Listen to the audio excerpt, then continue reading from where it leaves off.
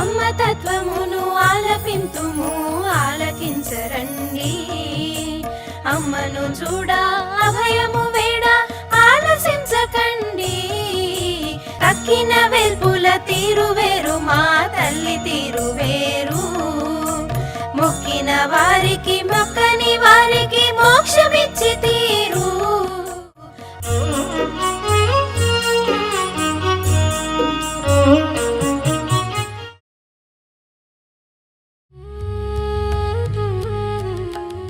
మేము 8 మంది అన్నలంలో ముందు చెప్పాం కదా, వాళ్లను అక్కడే విద్యా ప్రవీణ అవి చదివించేసి వాళ్ళు కూడా ఉద్యోగాలు చేసుకుంటూ ఈనాడు ప్రయోజకులయ్యేటట్టుగా చేయటానికి అవగాహన కలిగించింది జిల్లెలమూడి అమ్మ. వైదేశికులతో కొత్త కొత్త విషయాలతో, కొత్త కొత్త పుస్తకాలతో, కొత్త కొత్త భాషలతో మాట్లాడి వాళ్ళతో చెప్పటం వల్ల బుద్ధికి వికాసం మాత్రం ఎక్కువగా ఉంది అని కష్టం మీద వాగులు వంకలు కుతిగల్లోతు నీళ్లలో నుంచి కూడాను వాళ్ళ సహాయంతో నీళ్లలో దాటుకుంటూ అక్కడికి చేరాను. వాటినే పాటిస్తూ మిగిలిన వాటిని దూరం చేయవలసిన అవసరం లేదు, మిగిలిన వాళ్ళను కలుపుకొని కూడా వెళ్ళవచ్చును అన్న ఒక సామ్యపు వాదాన్ని, ఆ వాదాన్ని బోధిస్తూ ఉన్నట్టుగా తెలిసేది.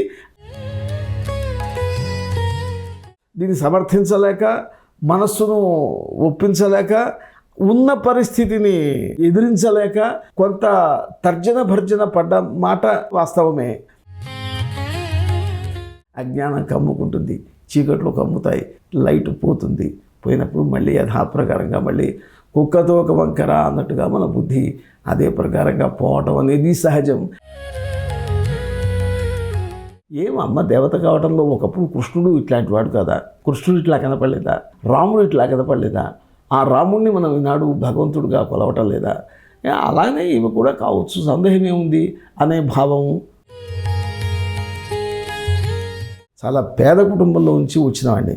ఎందుకంటే నాకు మొట్టమొదట్లో మేము బియ్యంతో అన్నం వండుకొని తింటాము అంటే అది ఏ శ్రాద్ధం రోజునో లేకపోతే ఏదో పండగ రోజునో అప్పుడు మాత్రమే. మిగిలిన రోజుల్లో సజ్జలు, రాగులు, జొన్నలు అలాంటి వాటిని చేసుకొని తింటాం అనేది మాత్రమే మా కుటుంబంలో అలవాటుది. ప్రిన్సిపాల్ గారు, ఆ గుమాస్తా ఇద్దరు కూడా బిత్తరపోయి చూశారు. ఈయన కాలేజీ లెక్చరర్ ఏమిటి, ఇంగ్లీష్ చదవడం రాదంటాడేమిటి అని బిత్తరపోయినాడిది. చదువు చెప్పే దగ్గర ఇది నేను ఎందుకు అనవసరంగా 5 గంటల పాఠం అయిపోయింది, నేను మళ్ళీ చెప్పాల్సిన పని ఏమిటి అని నాకు విసుగు కలగటం. కానీ ఏదైనా అలసట వస్తే ఏమో తప్ప, కాస్త అలసటగా ఉంటే కాస్త వేడి నీళ్ళు, కాఫీ నీళ్ళు ఏవో తాగడం, మళ్ళీ చెప్పడం వాళ్ళకది గుండె కరిగిస్తుంది. అమ్మ చెప్పింది, నాన్న నిన్న ఆంజనేయ శర్మ పాఠం చెబుతుంటే చెక్కలకు కూడా పాఠం కింద వాళ్ళ కోసే విద్యార్థులకు కాదు అని అది అమ్మ ఎంకరేజింగ్గా చెప్పడానికి చెప్పిన మాట ఉండవచ్చు. అంత ఉత్సాహపరుస్తూ అమ్మ మాట్లాడింది. ఆయన రామకృష్ణదేవ్ గారు పక్కన ఉంది. ఆయన ఇంతకంటే అమ్మ ఆంజనేయ శర్మ గారు చెప్పింది నువ్వు చెక్కలకి ఎక్కింది అంటున్నావు, దానికి చెక్కలకు కాదు నాకే అర్థమైంది. ఇది నిజంగా మనిషికి ఎంతటి ఉత్సాహాన్ని కలిగించేటువంటి మాట. గుడిసెల్లో చెప్పాం, చెట్ల కింద చెప్పాం, చెట్లు కోయిస్తూ చెప్పాం, కర్రలు కోయిస్తూ చెప్పాం, ఆ తర్వాత నీళ్లు తెస్తూ చెప్పాం.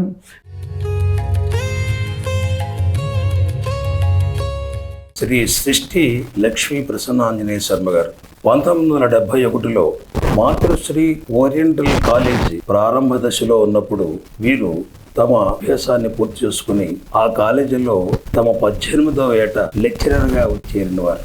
సాంప్రదాయ కుటుంబంలో వైదిక సనాతన ధర్మాన్ని ఆచరిస్తున్న కుటుంబంలో నుంచి వచ్చిన వీరు జిల్లెలమూడి ఉద్యోగరీత్యా వచ్చారు. అలాంటి శ్రీ ప్రసన్నాంజనేయ శర్మ గారు జిల్లెలమూడిలో కాలేజీ అభివృద్ధికి, విద్యార్థుల యొక్క రకరకాల ఔన్నత్యానికి దోహదపడి ఉత్తమ ఉపాధ్యాయులుగా కొన్ని వందల వేల మంది విద్యార్థుల చేత కొనియాడబడుతూ ప్రస్తుతం పాండిచ్చేరిలో ఫ్రెంచ్ రీసెర్చ్ ఇన్స్టిట్యూషన్ లో ఒక రీసెర్చర్ గా వారు పనిచేస్తూ ఉన్నారు. ఇట్లా సాంప్రదాయబద్ధమైన కుటుంబంలో వచ్చిన వీరు జిల్లెలమూడిలో అందరింటి యొక్క అభివృద్ధిలో భాగస్వాములై అందరింటిలో ఒక కుటుంబ సభ్యులుగా మెరుగైన విధానాన్ని, మానసిక రకరకాల పరివర్తనల్ని, జిల్లెలమూడి సంస్థ అమ్మయందు గల వారి అభిప్రాయాలను తెలుసుకునేందుకు వారిని అభ్యర్థించాం.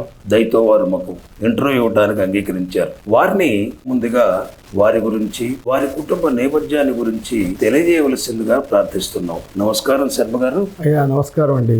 నా పేరు లక్ష్మీ ప్రసన్నాంజనేయ శర్మ. మా ఇంటి పేరు సృష్టి. నేను ప్రకాశం జిల్లా కొత్త అన్నసముద్రంలో జన్మించాను. మా తండ్రి గారి పేరు సృష్టి శ్రీరామయ్య గారు, మా అమ్మగారి పేరు సృష్టి భ్రమరాంబ. మేము 8 మందిమి అన్నదమ్ములం. అందులో నేనే పెద్ద. మా చిన్నాయన గారు సృష్టి సాంబమూర్తి శాస్త్రి గారు, ఆయన గుంటూరు ఓరియంటల్ కాలేజీలో సంస్కృత అధ్యాపకుడుగా పనిచేస్తున్నారు. చిన్నాయన పెద్దనాయనలు మొత్తం కలిసేసి వాళ్ళు 5గురులో బాగా సంస్కృతం శాస్త్రం చదువుకున్నవాడు ఆయన. ఆ తర్వాత ఆధునికంగా ఒక టైటిల్ కోర్సు కూడా చేసేసి దాంట్లో కాలేజీలో లెక్చరర్గా పనిచేస్తున్నవాడు. ఆయనకు పిల్లలు లేరు. వాళ్ళ అన్నదమ్ముల్లో ఒక్కొక్కరిని ఆయన తీసుకుని వెళ్ళేసి ఆయన ఇంట్లోనే అన్నము అది పెట్టేసి వాళ్ళకు చదువు చెప్పడము, వాళ్ళను యోగ్యులుగా చేయటము అనేది ఆయన ఒక వృత్తిగా పెట్టుకొని అందులో నన్ను కూడా ఆ రకంగా తీసుకుని వెళ్ళాడు. కొంత వేద భాగం చెప్పారు, నిత్యావసరమైనవి, అంతేగాని పూర్తిగా వేదం కాదు. నిత్య కృత్యము దేవతా పూజలకు పనికొచ్చేటువంటి వేద భాగాన్ని చెప్పారు, కావ్యాలు చెప్పారు. ఆ తర్వాత వాళ్ళ కాలేజీలోనే చేర్చేసి సాహిత్య విద్యా ప్రవీణ పాస్ అయ్యేంత వరకు చేశారు ఆయన. ఆ తర్వాత ఇంకా ఏవో చాలా గొప్పవాడిని చేయాలి అనేది ఆయన అభిప్రాయం. కానీ మా నాన్నగారి వయస్సు వల్ల దాన్ని ఆయన ఒప్పుకోలేదు. వెంటనే ఉద్యోగంలో చేరాలి అన్నారు. ఆ సందర్భంలో బంధువుల ద్వారా తెలిసింది జిల్లెలమూడిలో కొత్తగా కాలేజీ పెడుతున్నారు అని. ఆ కాలేజీలో తెలిసి అక్కడికి ఇంటర్వ్యూకి అటెండ్ కావటం, అనుకోకుండా నేనే అక్కడ సెలెక్ట్ కావటం జరిగింది. అది చాలా సంతోషాన్ని అనుభవించానది. మొట్టమొదటిసారిగా జీవితంలో ఉద్యోగంలో చేరుతున్నానని పట్టరాని సంతోషంతో నేను ఉప్పొంగిపోయినాను. ఆ తర్వాత 2-3 నెలల్లో కాలేజీలో చేరటం జరిగింది. నేను చేరిన తర్వాతనే నా తర్వాత వాడి దగ్గర నుంచి, మేము 8 మంది అన్నదమ్ములము అని చెప్పాం కదా, 8 మందిలో నా తర్వాత వాడి దగ్గర నుంచి చివరివాడి దాకా వాళ్ళు సరైన చదువులో లేరు. వాళ్లను ఒక్కొక్కరిని జిల్లెలమూడి కాలేజీలో చేర్చి వాళ్లను అక్కడే విద్యా ప్రవీణ అవి చదివించేసి వాళ్ళు కూడా వాళ్ళ ఉద్యోగాలు చేసుకుంటూ ఈనాడు ప్రయోజకులయ్యేటట్టుగా చేయటానికి అవగాహన కలిగించింది జిల్లెలమూడి అమ్మ విద్యా పరిషత్తు. ఇవన్నీ కూడా ఇది నా సంక్షిప్త చరిత్ర. బాగుందండి. తర్వాత మీ కుటుంబం. నేను జిల్లెలమూడి కాలేజీకి రాకముందే నాకు వివాహమైంది. అంటే నాకు 16-17 సంవత్సరాల ప్రాయంలోనే. ఆ రోజుల్లో చిన్న వయసులో వివాహమని, రజస్వల పూర్వ వివాహమని ఏవో కొన్ని నియమాలు ఉండేవి. ఆ నియమాలను అనుసరించేసి నాకు వివాహం చేశారు. నాకు వివాహం అయ్యే నాటికి నా భార్యకు 13వ సంవత్సరమో ఎంతో అయి ఉండాలి. ఇది ఆ రోజు చాలామంది ఎగతాళి చేసేవాళ్ళు. నాకు ఇదేమిటి 13 ఏళ్ళకి వివాహం ఏమిటి, 17 ఏళ్ళకి వివాహం ఏమిటి అని. సరే, అది సంప్రదాయపు పరిస్థితి అది కాబట్టి ఆ రకంగా చేయటం జరిగింది. అది ఆమె జిల్లెలమూడిలో చేరిన తర్వాత 2-3 సంవత్సరాల తర్వాత కాపురానికి వచ్చింది. ఆ తర్వాత కాలక్రమంలో ఒక అమ్మాయి, ఆ అమ్మాయి పేరు లక్ష్మి. ఆ తర్వాత 2వ వాడు అబ్బాయి శ్రీరామచంద్రమూర్తి, 3వ వాడు లక్ష్మీ కుమార పతంజలి. ఇలా ఒక అమ్మాయి, 2 అబ్బాయిలు నాకు జన్మించారు. వాళ్ళ బాగోగులు చూస్తూ, ఆ తర్వాత మా తమ్ములకు కావాల్సిన చదువుకుండే తమ్ములకు కావాల్సిన బాగోగులను చూస్తూ ఉండే బాధ్యతతో చాలా సహకరించింది నా భార్య. ఆ సహకారం చేస్తూ ఉన్న పరిస్థితుల్లో మధ్యలో అకస్మాత్తుగా అమ్మే అక్కడి నుంచి నన్ను పంపించిందేమో అన్న ఒక భావం ఉన్నది. కానీ అదే ఒక కారణాల చేత నేను జిల్లెలమూడి నుంచి బయలుదేరి పాండిచ్చేరిలో రీసెర్చ్ ఇన్స్టిట్యూషన్లో ఒక రీసెర్చర్గా ఉద్యోగంలో చేరాను. ప్రస్తుతం ఇంకా అదే ఉద్యోగంలో కొనసాగుతూ ఉన్నాను. రేపు డిసెంబర్లో నేను అక్కడ రిటైర్ కాబోతున్నాను. జిల్లెలమూడి నుంచి వచ్చిన తర్వాత విద్యాపరమైన విషయాల్లో మాత్రము జిల్లేముడులు కేవలం పాఠాలు చెప్పడం మాత్రమే అవకాశం ఉండేది పిల్లలకు, ఎప్పుడూ చెప్పిందే చెప్తూ ఉండటం. ఇది వైదేశికులతో కొత్త కొత్త విషయాలతో, కొత్త కొత్త పుస్తకాలతో, కొత్త కొత్త భాషలతో మాట్లాడి వాళ్ళతో చెప్పటం వల్ల బుద్ధికి వికాసం మాత్రం ఎక్కువగా ఉంది అని అంతవరకు చెప్పగలను. మీరు మొదటిసారి జిల్లెముడికి ఉద్యోగరీత్యా మీ 18 ఏట వచ్చినట్టుగా విన్నాము, నిజమేనది? అవునండి. వచ్చినప్పుడు జిల్లెముడిలో మీరు సాంప్రదాయ కుటుంబంలో వైదిక ధర్మాలను ఆచరిస్తున్న తల్లిదండ్రులు వారి దగ్గర పెరిగిన వారు. జిల్లెముడిలో కుల మత భేదాలు లేకుండా అందరూ ఒకే పంక్తిన భోజనం చేయటం, అక్కడ ఈ సాంప్రదాయం అనబడేదానికి కాస్త మరి చేసేవాళ్ళకు కూడా అమ్మ అవకాశం ఇచ్చారట్లా ఉంచండి. కాస్త తేడాగా ఉన్న పరిస్థితుల్లో ఉన్న మీకు అక్కడ వాతావరణం మీకు ఎట్లా అనిపించింది ఆ రోజుల్లో? అయ్యా, ఇక్కడ ఒక్క మాట చెప్పాలండి. నేను అసలు జిల్లెముడికి ఇంటర్వ్యూ కోసంగాను వచ్చినప్పుడు అర్ధరాత్రి 11 ఎప్పుడో 7 మైళ్ళ రాయి దగ్గర దిగానది. ఎవరు సహాయం లేదు, బాగా వాన కురిసి ఉన్నది. దాంట్లో పాపం ఎవరో రైతులు నిజంగా నాకు సహాయం చేయటానికేనా అన్నట్టుగా వాళ్ళు దిగారది. వాళ్ళతో పాటు కలిసేసి అతి కష్టం మీద వాగులు, వంకలు, కుతిగల్లోతు నీళ్లలో నుంచి కూడాను వాళ్ళ సహాయంతో నీళ్లలో దాటుకుంటూ అక్కడికి చేరాను. చేరేసరికి ఇది చాలా కష్టంతో అక్కడికి చేరటం జరిగింది. చేరేసరికి అక్కడ వెంటనే అక్కడ ఏదో పెళ్ళికి సంబంధించిన బంతి భోజనం జరుగుతున్నది. ఆ బంతి ఎంత మనోహరంగా అమ్మ మధ్యలో కూర్చొని ఉన్నది. వేదిక మీద భోజనాలు అందరూ చేస్తున్నారు. నేను వాళ్ళతో పాటు భోజనం చేశాను. ఈ మొదట జరిగిన కష్టము, తర్వాత జరిగిన ఈ సుఖము, మిగిలిన చోట నేను పెళ్ళిళ్ళు చూసి ఉండవచ్చు, కానీ ఈ వైభవము, ఈ కథ, ఈ అట్టహాసము నేను ఎక్కడ చూడలేదు. ఇది చూసి చాలా సంతోషం వేసింది.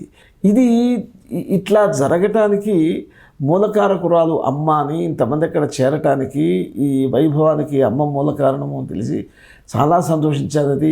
ఇటువంటి చోట మనకు ఉద్యోగం వస్తే ఇక్కడ ఉంటే ఎంతో అదృష్టము అని మరీ భావించాను.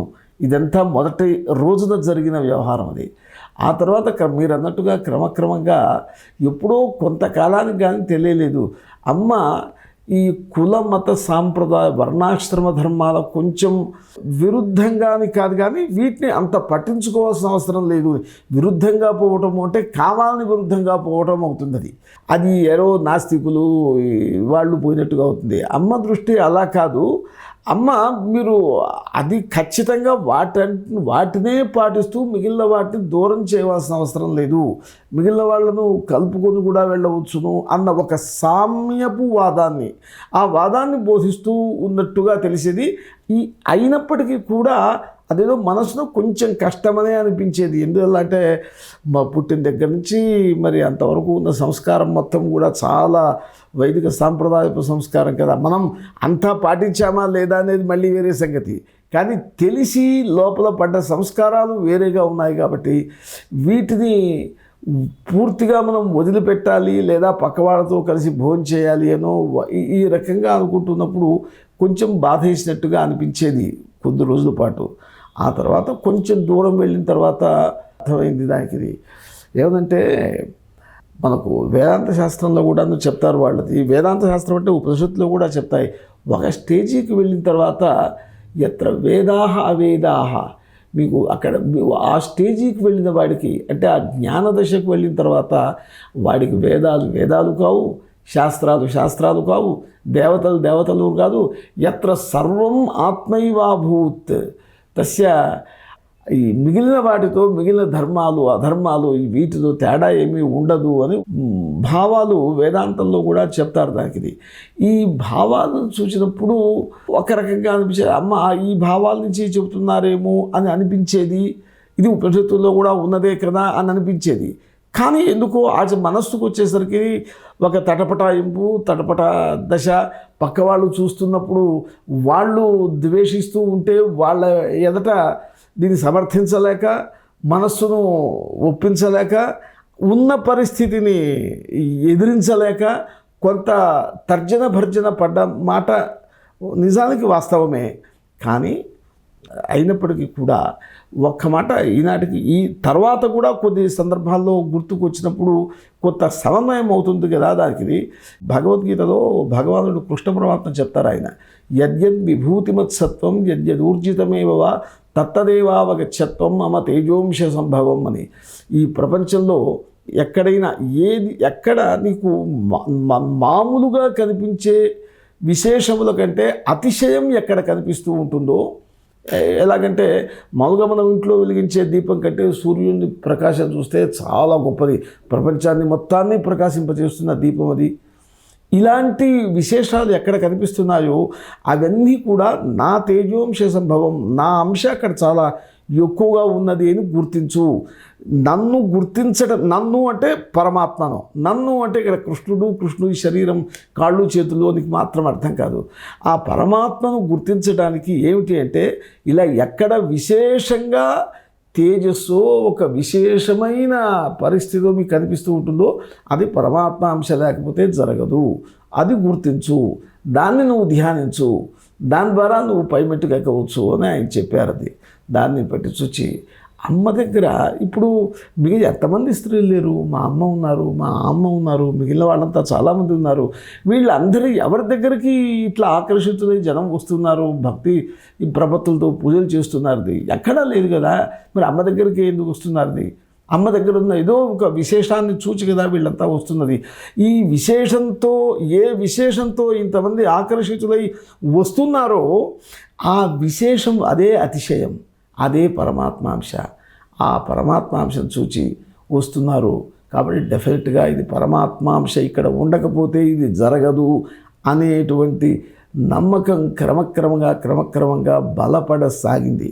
అయినా ఏదో ఒక కార్నర్లో ఈ మానవ జన్మలో ఒక్కొక్క సందర్భంలో ఆ సత్వగుణం పెరిగినప్పుడు మంచి ఆలోచన వచ్చినా ఆ సత్వగుణం పోయి మళ్ళీ రజోగుణమో తమో గుణమో మనకు వస్తుంటాయి. అవిద్య ఆవరిస్తుంటుంది, అజ్ఞానం కమ్ముకుంటుంది, చీకట్లో కమ్ముతాయి, లైట్ పోతుంది.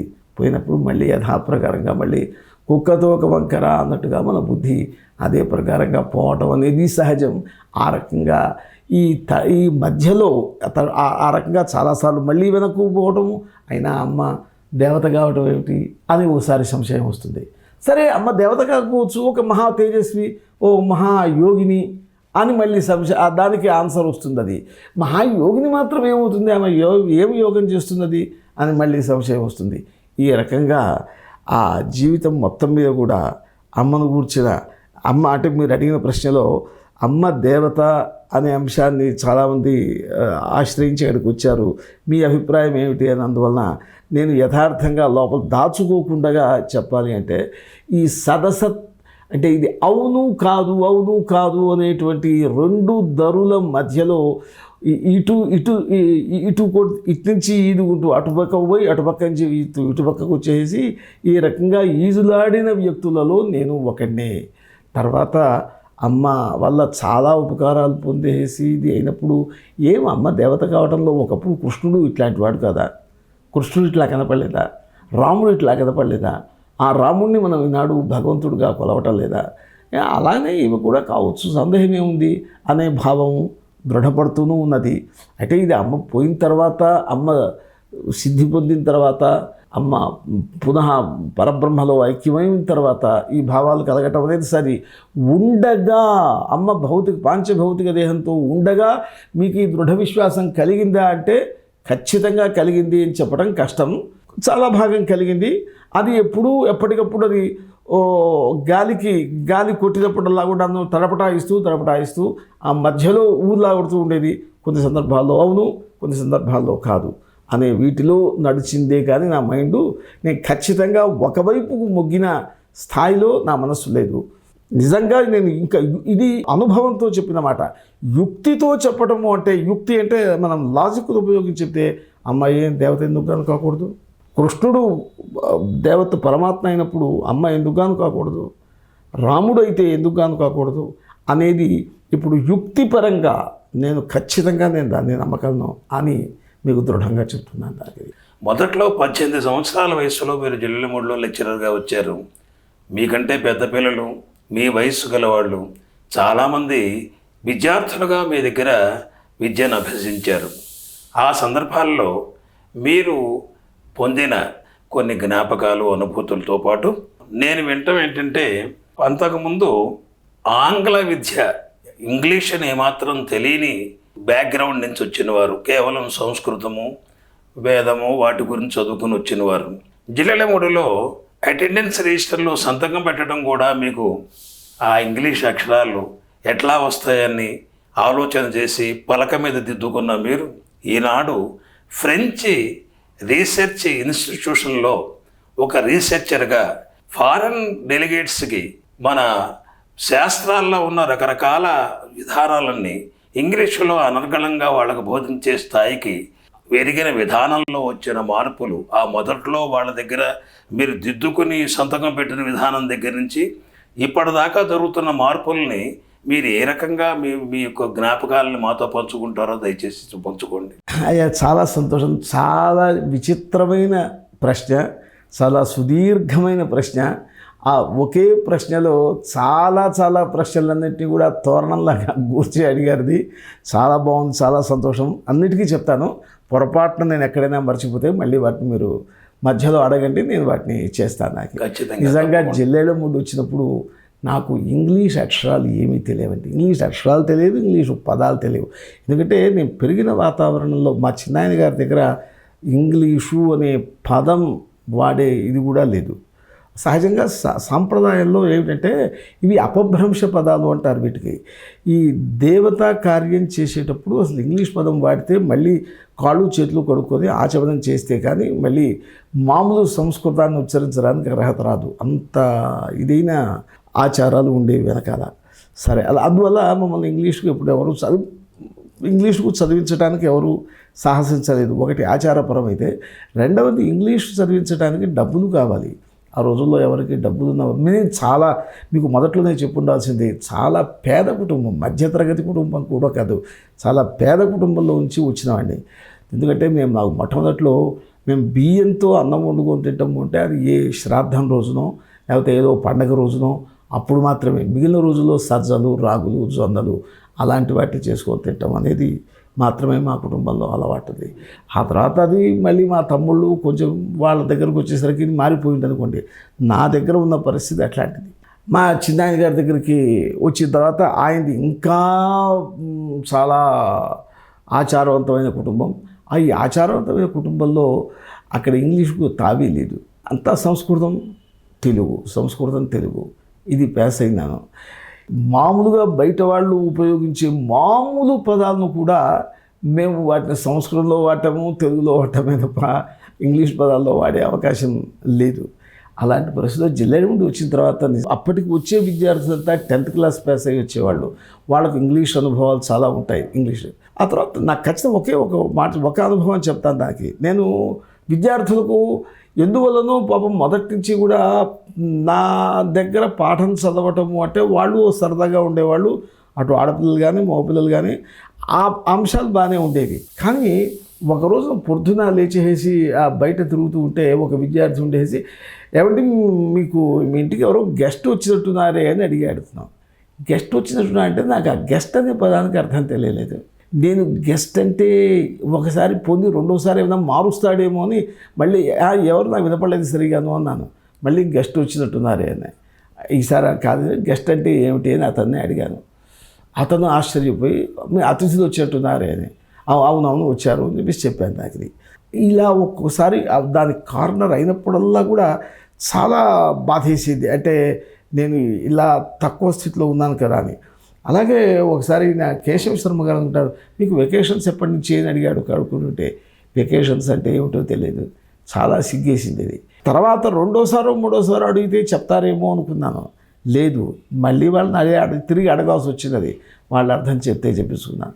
తర్వాత క్రమంగా కొందరు ఈ మధ్యతరగతి యువకులు వీళ్ళు ఇంగ్లీషు చేతగానే వాళ్ళు లెక్చరర్స్గా వచ్చారు అని ఒక రకమైన పుకార్లు కూడా లేవదీసి ఎగతాళిగా కూడా చేసేవాళ్ళది.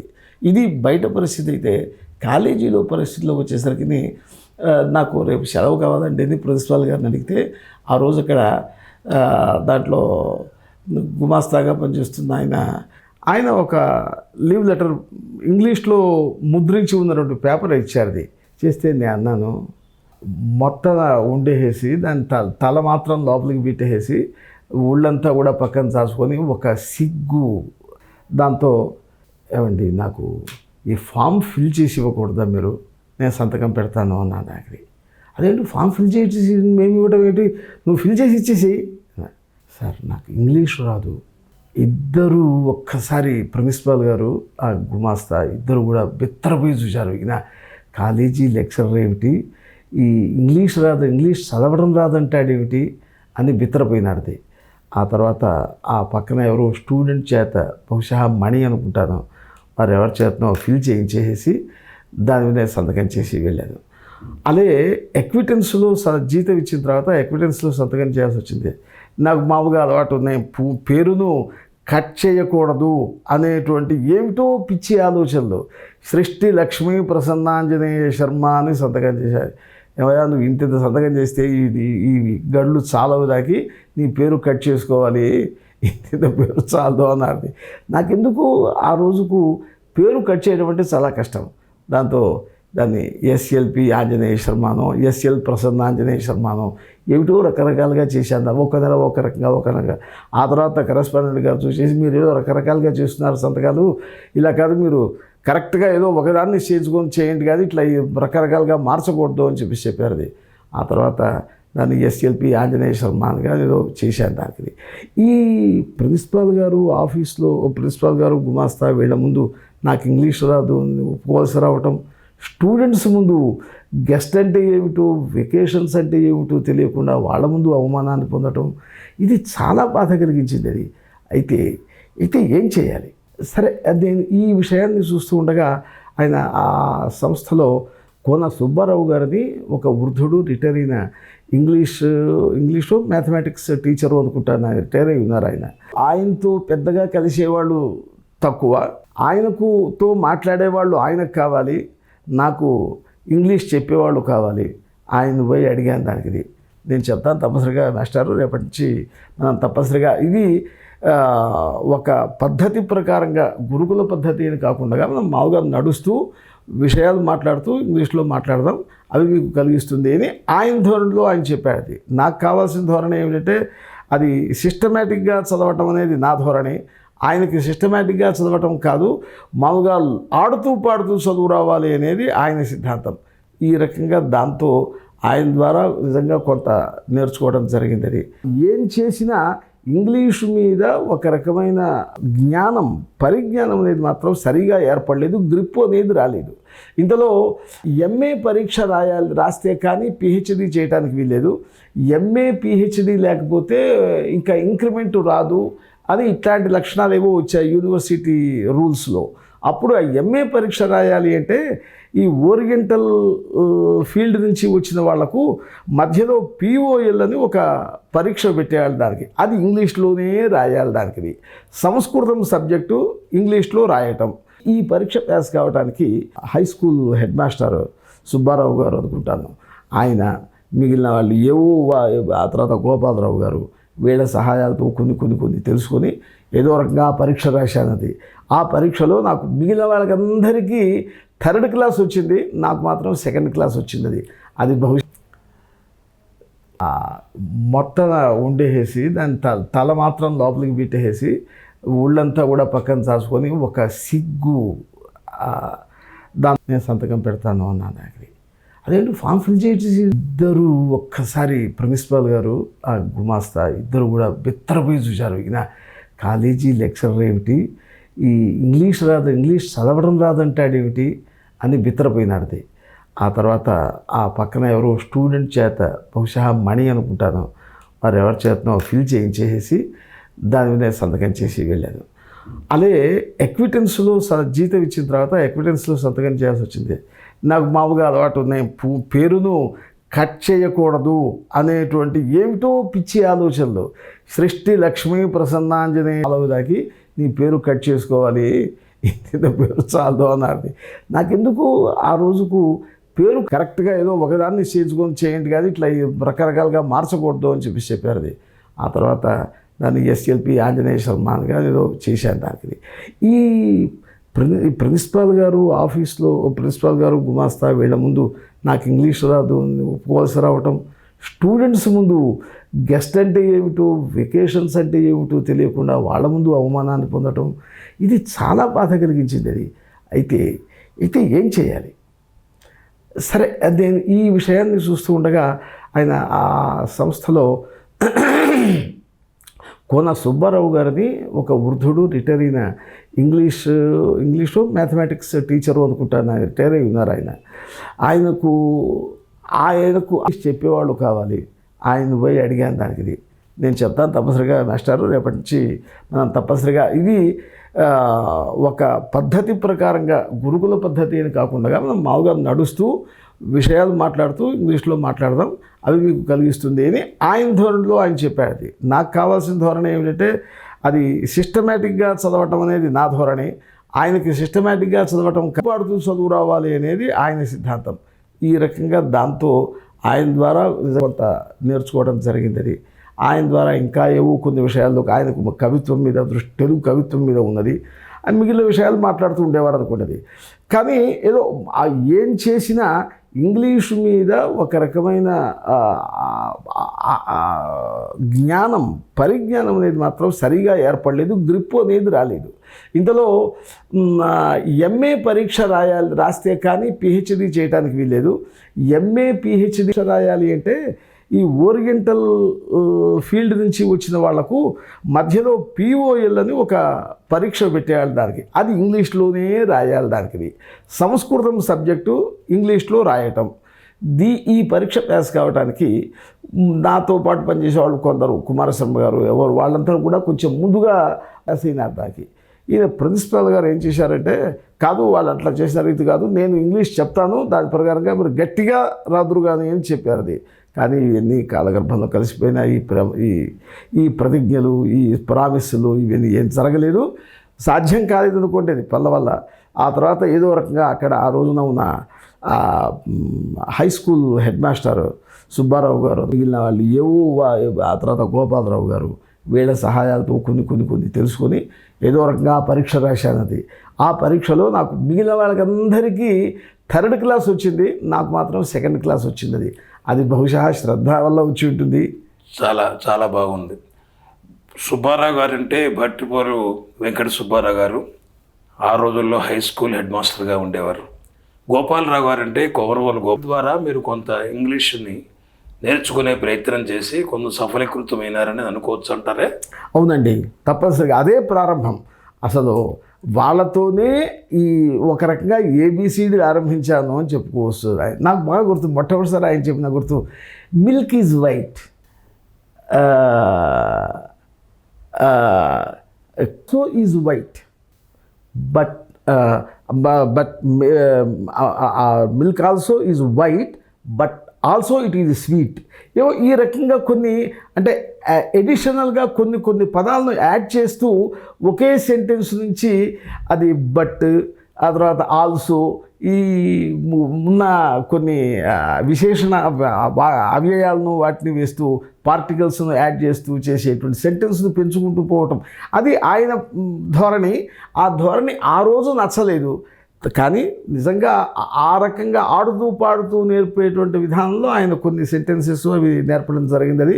అవి నిజంగా చాలా బాగా ఉపయోగించాయి. అవే నాకు పిఓఎల్ పరీక్షకు ఉపయోగించిన ఇది. ఆ సుబ్బారావు గారు హెడ్ మాస్టారు, ఆయన దగ్గర కూడాను కొన్ని నేర్చుకోవడం జరిగింది. ఇవన్నీ చాలా ఉపయోగించాయి. శ్రీ కొట్టపల్లి సుబ్బారావు గారు, కోమరవాలు గోపాలరావు గారు, వీరి ద్వారా మొదట్లో మీరు ఇంగ్లీషులో కొంత కృషి చేశారు. చాలా బాగుందండి. తర్వాత మీరు జిల్లెలమూడిలో మీరు పాఠాలు చెప్పే విధానం గురించి చాలామంది ఇప్పటికీ చెప్పుకుంటారు. ఆ రోజుల్లో చాలామంది శ్రీకాకుళం జిల్లాల నుంచి జిల్లెమూడిలో భోజనం పెడుతున్నారట అని వచ్చి, వాడు చదువు మీద శ్రద్ధ ఉన్నా పెద్దగా సాంస్క్రిట్తో అనుబంధం లేని కుటుంబాల నుంచి వచ్చిన చాలామందిలో చదువుకుని మీ యొక్క శిక్షణలో ఉత్తీర్ణులై ఇప్పుడు దాదాపుగా వాళ్ళు మంచిగా సాంస్క్రిట్ అండ్ తెలుగు లెక్చరర్లు లేకపోతే ప్రిన్సిపాల్గా చేసి రిటైర్ అయిన వాళ్ళు కూడా ఉన్నారు, చేస్తున్న వాళ్ళు ఉన్నారు. మీరు ఏ రకంగా బోధించేవాళ్ళు? వాళ్ళకి ఏ రకంగా అయినా బ్యాక్గ్రౌండ్ ఉండేది కాదు, ముఖ్యంగా ఏ రకంగా చదువు మీద, సాంస్క్రిట్ మీద ముఖ్యంగా ఏ రకంగా ఉండేది కాదు. ఎట్లా ఉండేది వాళ్ళు చెప్పటం కానీ, వాళ్ళు నేర్చుకోవటం కానీ, మీరు వాళ్ళతో ఇంటరాక్షన్ కానీ ఎట్లా ఉండేది మొదట్లో? సార్, నేను ఈ ఒక సాంప్రదాయక కుటుంబంలో నుంచి వచ్చాను అని చెప్పినప్పుడు, మా చిన్నాయన గారు ఆయన టీచ్ చేసేటప్పుడు ఆయన కళాశాలలో కానీ కాలేజీలో కానీ విడిగా ఇంట్లో కానీ టీచర్కు స్టూడెంట్కు డిస్టెన్స్ చాలా మెయింటైన్ చేసేవాళ్ళు దానికి. ఆ తర్వాత టీచర్ అంటే విద్యార్థికి భయమే ప్రధానం, కానీ అక్కడ భక్తి, ఆ తర్వాత ఒక రకమైన ప్రేమ, ఇవి ప్రధానంగా ఉండేది కాదు. అది తాడనాత్ బహవో లాలనాత్ బహవో దోషా తాడనాత్ బహవో గుణా అని ఆ రోజుల్లోని ప్రిన్సిపల్ అది. అంటే లాలిస్తూ చదువు చెప్తే దాంట్లో చాలా దోషాలు ఉన్నాయి. అంటే వాడు మీ తాడనాత్ బహవో గుణా దండిస్తూ చెప్తే వాడు ఏవి తాడకుండా జాగ్రత్తగా చదువుతూనే ఉండి వాడు గొప్పవాడు అవుతాడు అనేది ఆ రోజు వాళ్ళ ప్రిన్సిపల్ అది. కానీ అది నేను అనుభవించా కనుక నాకు ఒకటి అనిపించేది, ఇలా కాకుండా చాలా హాయిగా ఆడుతూ పాడుతూ చెప్పాలి అనేది నాకు ఒక భావం. దాంతో మీరు ఆ వాతావరణంలో ఆ పద్ధతిలో చదువుకున్నారు మీ చిన్నాన్నగారి దగ్గర, అంతేనా? అవునండి, అవును.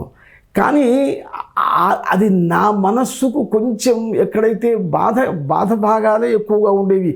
ఇలా చదువుకుంటే మంచిది అనే భావం కంటే భయంతో చదివేవాళ్ళం, భయంతో పరీక్ష రాసేవాళ్ళం.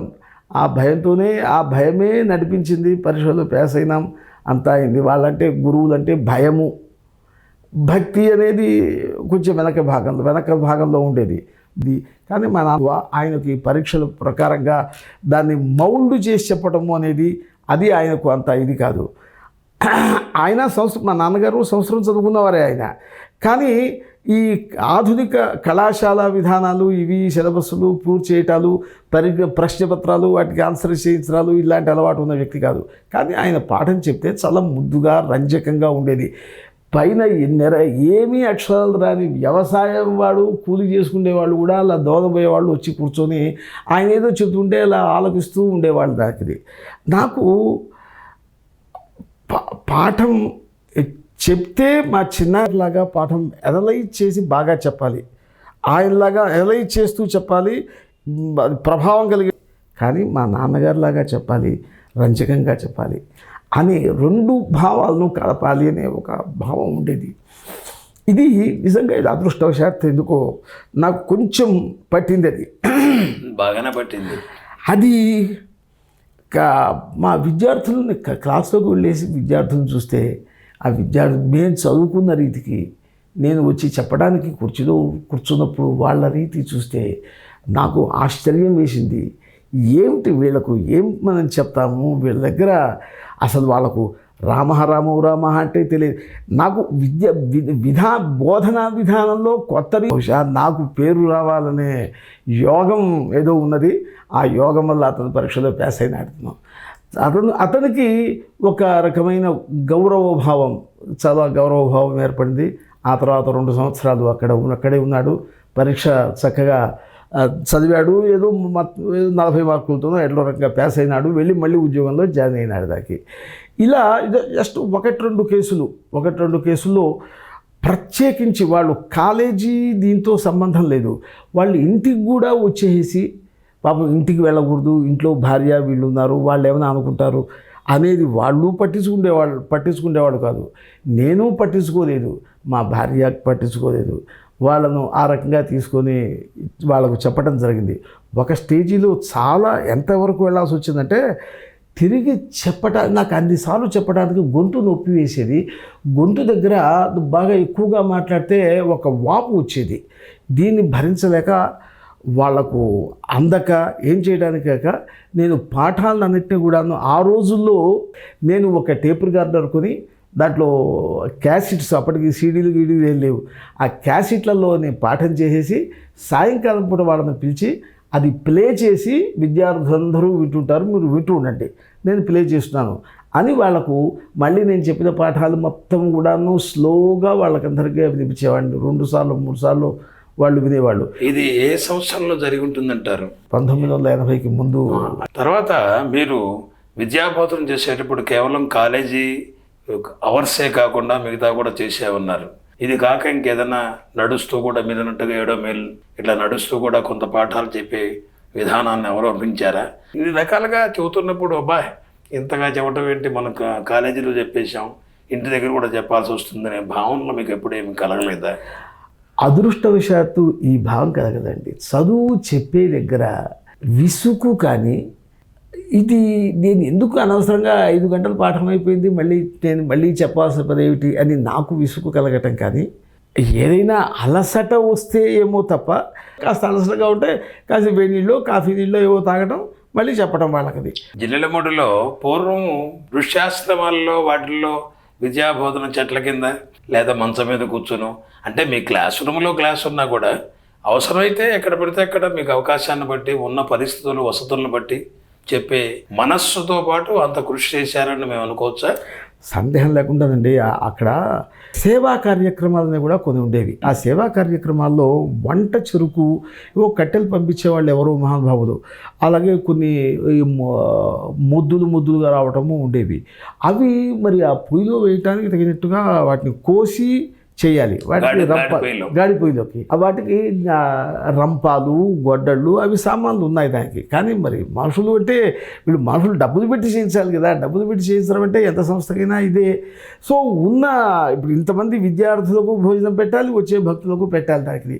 సో ఒక సోర్సుగా విద్యార్థుల చేత అధ్యాపకులు ఏవో కొన్ని సహాయ కార్యక్రమాలు కనుక సేవా కార్యక్రమంగా చేస్తే వాళ్లకు ఒక సేవా కార్యక్రమంలో తమ పాలు పంచుకోవాలి అనే భావం ఏర్పడుతుంది.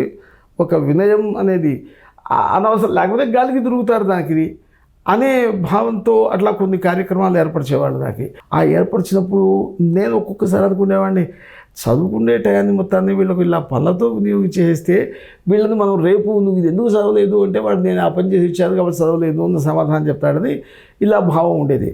అందుకని నాకు ఓ టీం ఇచ్చేవాళ్ళు దానికి. ఆ టీంతో నేను నా టీంతో నేను వెళ్ళినప్పుడు ఆ విద్యార్థులు 2 గ్రూపులుగా ఉండేసి కాసేపు రంపం ఉంది కూడా, రంపంతో కోస్తుంటే అటుపక్క 100 ఇటుపక్క 100 వాళ్ళు ఉండి కోస్తుంటారు దానికి. ఆ కోస్తుంటే నేను మధ్యలో ఉండేసి వాళ్ళకు ఇది పాఠం అగా కాకుండా ఒక స్లోగా ఒక కథా రూపంలోనో ఏదో హాయిగా ఉండేటట్లుగా నేను వాళ్ళకు చెప్తూ ఉండేవాడిని దానికి. ఇది వింటూ వాళ్ళు కోస్తుండేవాళ్ళు దానికి. అటు పని జరుగుతుంది, ఇటు రేపటి పాఠానికో ఎల్లుండి పాఠానికో ఇదంతా ఉపయోగిస్తూ ఉండేది దానికి. ఇలా జరుగుతూ ఉంటే పైన ఒక రోజు తెలియదు, అమ్మ ఆ పైన కిటికీలోంచి అమ్మ చూచింది. ఇది నేను చూడలేదు, అమ్మ చూస్తున్నది నాకు తెలియదు. మర్నాడు అమ్మ దగ్గరికి వెళ్తే అమ్మ ఉన్నది, రామకృష్ణ అన్నయ్య గారు ఉన్నారు, మిగిలిన వాళ్ళంతా ఉన్నారు. ఇది నాకు గుండె కరిగిస్తుంది. అమ్మ చెప్పింది, నిన్న ఆంజనేయ శర్మ పాఠం చెబుతుంటే చెక్కలకు కూడా పాఠం కింద వాళ్ళ కోసే విద్యార్థులకు కాదు అని అది అమ్మ ఎంకరేజింగ్గా చెప్పడానికి చెప్పిన మాట ఉండవచ్చు. అంత ఉత్సాహపరుస్తూ అమ్మ మాట్లాడింది. నిజం ఎందుకు కాకూడదు అమ్మ చెప్పింది. ఆయన రామకృష్ణయ్య గారు పక్కన ఉంది. ఆయన ఇంతకంటే అమ్మ ఆంజనేయ శర్మ గారు చెప్పింది నువ్వు చెక్కలకి ఎక్కింది అంటున్నావు, దానికి చెక్కలకు కాదు నాకే అర్థమైంది. ఆ చెక్కలకి ఎక్కడ ఏంటి ఆశ్చర్యం, అందరూ గొల్లు నవ్వారది. ఇది నిజంగా మనిషికి ఎంతటి ఉత్సాహాన్ని కలిగించేటువంటి మాట.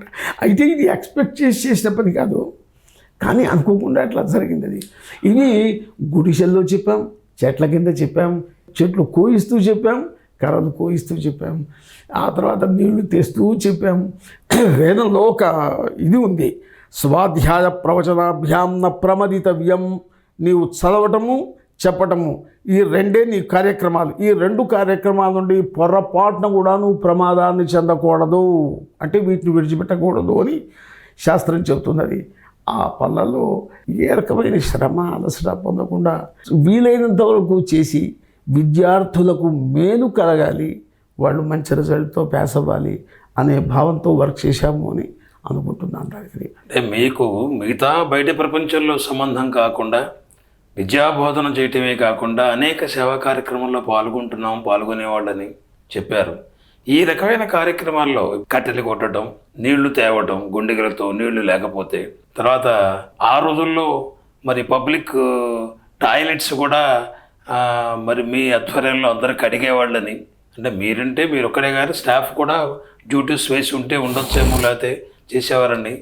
మరి ఆ రోజుల్లో ప్రత్యేకించి వాటి కోసంగా ఎవరు పని మనుషులు లేరు, అన్ని మన పనులని అందరింట్లో మనమే చేసుకునేవారు.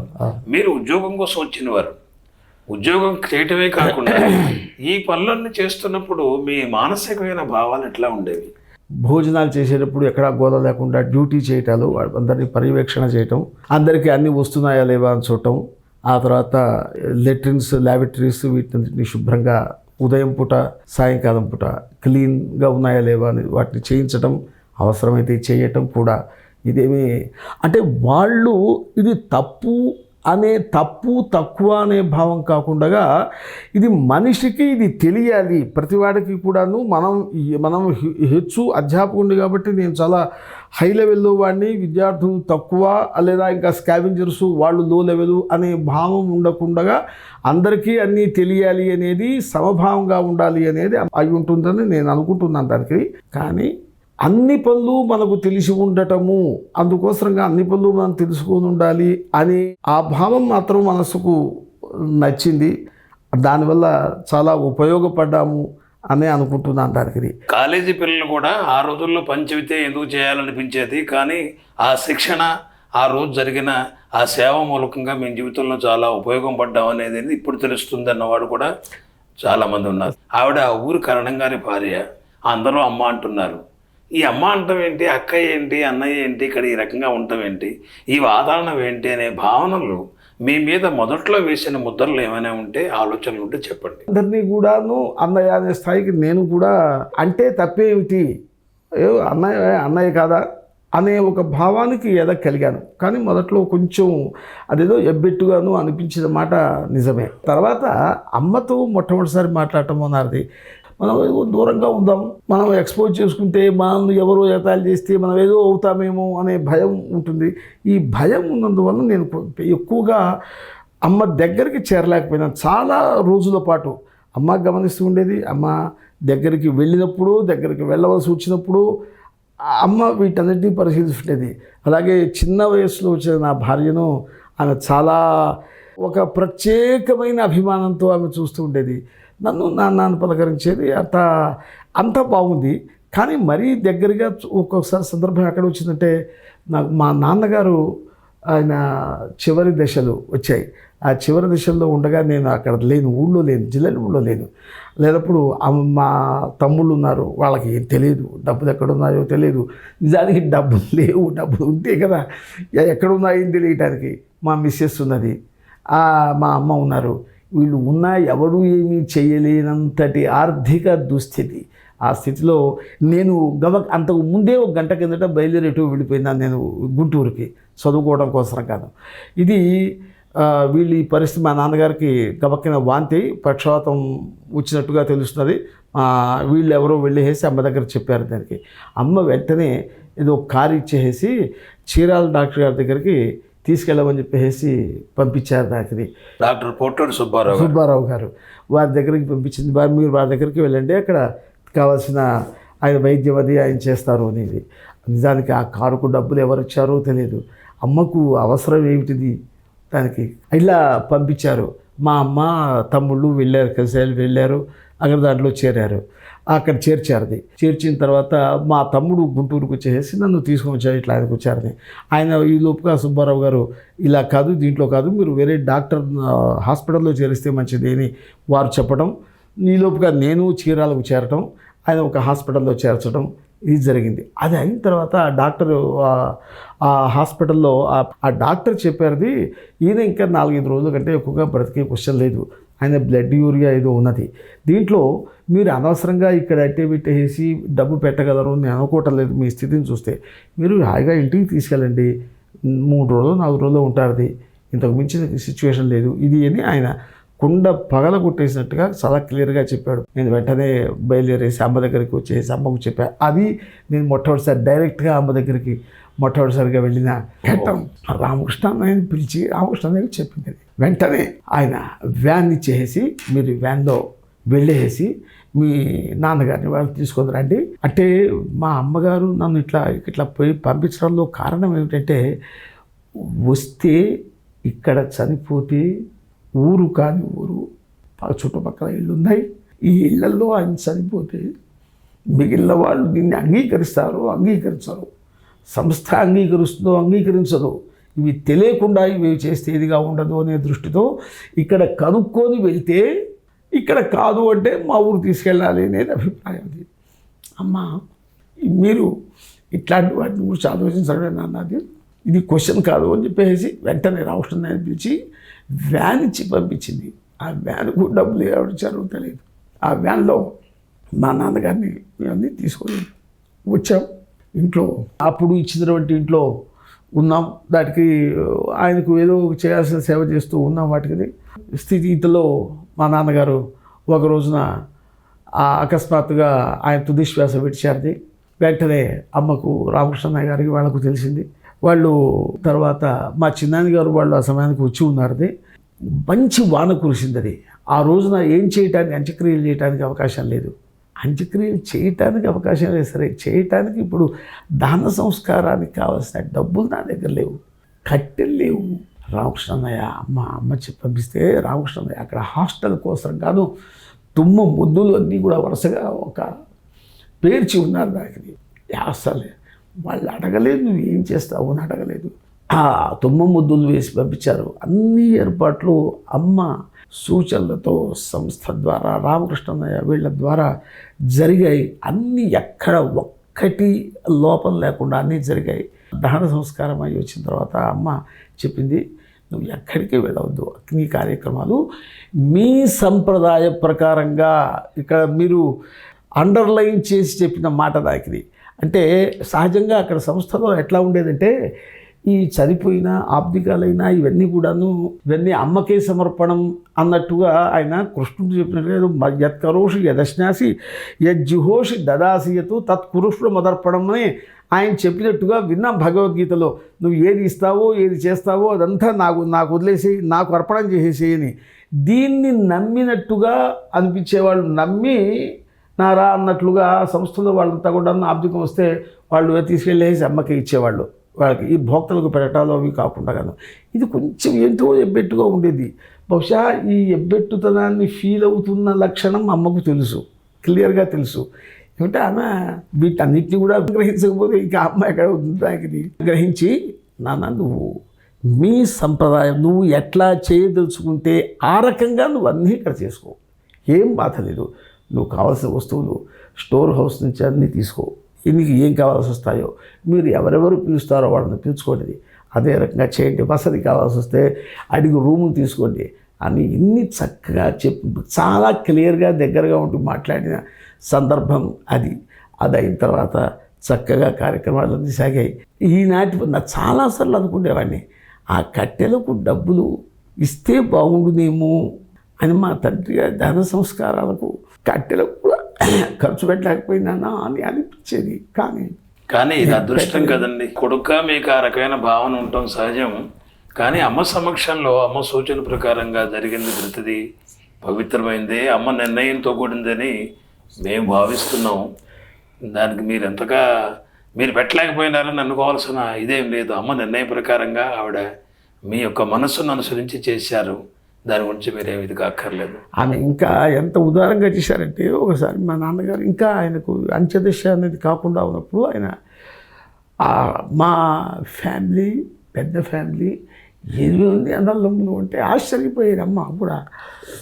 8 మంది మగ పిల్లల, 8 మంది సంవత్సరం చదవకుండా వచ్చిన వాళ్ళు చాలా ఎందుకు ఒక అపారమైన అది మాకు పరస్పరంగా, నాకు అమ్మ దగ్గర నేను వ్యక్తం చేయకపోయినా అమ్మ నా దగ్గర వ్యక్తం చేయకపోయినా అమ్మకు ఒక ప్రత్యేకమైన అభిప్రాయం ఉండేది అనేది చాలా క్లియర్గా తెలుస్తుండేది నాకు. మీ నాన్నగారికి ఆయన చేస్తాను అంటే హిమాలయంలో పూజ చేయటానికి చేస్తే ఏదైనా మన ఉద్యోగం కూడా ఆయనకు కాలక్షేపం జరుగుతుంది, చేద్దాం అన్నంతదాకా కూడా వెళ్ళింది. ఈయనకు ఓపిక లేక అలా చేయటానికి నాకు సాధ్యము కాక అది పని జరగలేదనుకోండి. దానికి అమ్మ అంత దూరం చూచింది అది. అలాగే మీ తమ్ముడు వాళ్ళు హాయిగా హాస్టల్లో ఫోన్ చేస్తారు, దానికి చదువుకోనివ్వండి, మీరు చదువు చెప్పండి దానికి. దాని ద్వారా నువ్వు దీనికి కష్టపడి ఏమాత్రము కష్టపడవద్దు, ఏమి కష్టం ఉన్నా నాకు చెప్పు అంతటి దాన్ని ఆ ఘట్టంలో కొంచెం హృదయాన్ని చీల్చుకొని దగ్గరికి వెళ్ళి మాట్లాడే అవకాశం, అమ్మ తల నిమురుతూ మాట్లాడే అవకాశం ఆ సందర్భంలో కలిగింది. చాలా ఎంతో ఆనందాన్ని కలిగింది ఆ సందర్భం. అక్కడ తప్ప ఇంకో చోట అట్లా జరగడానికి అవకాశం లేదు.